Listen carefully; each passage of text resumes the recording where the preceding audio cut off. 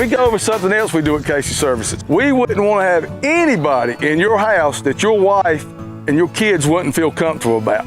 Now, I know it's getting to be a strange world out there now, a lot of stupid things going on, but we background check our people, right? That's right. 99% of them are tech certified, right? That's right. Almost every one of them is NATE certified if they stay here. Yeah. Unless they're young guys just getting NATE certified. Yeah. And we drug test them. We drug test what, 2 or 3 times a year? At least. Unannounced.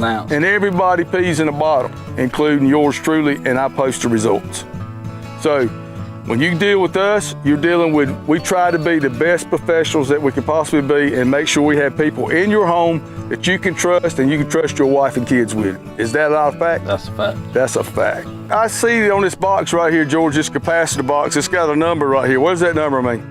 So any part that technician replaces out that field is brought back to the office and it's logged in. So this number is put on this part.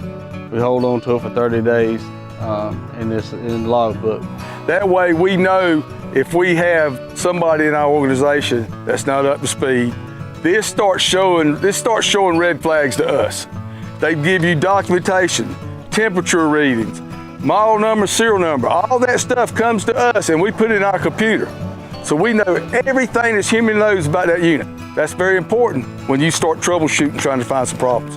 And if you have to turn that rascal back in, because we had to change our air handler out the other day, Geo didn't we? Yeah. One of my best customers got to complain about his air handler. I mean, we didn't build the air handler. We had to go out and put a coil in it, well, we had to put a motor in it. He started feeling uncomfortable. So there's a pattern there. Well, American Standard's just not gonna give me a unit.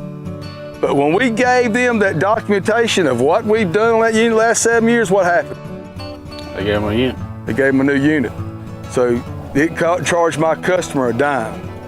And I felt bad that he had problems, but we fixed it. We did the best we can. So this is what, by going with a reputable company, will do for you. This is how you get the checks and balances.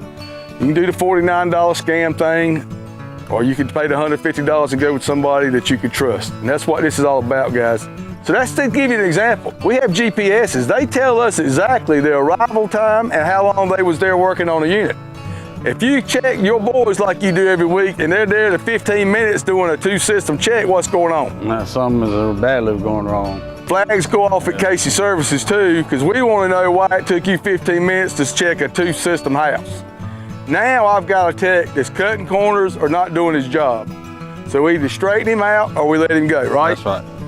If you think for 1 minute that somebody in our organization has not done you right, or your unit's not working properly, or you got questions and they're not being answered, what's our policy, George? I'm going back out to the job. Well, why is that?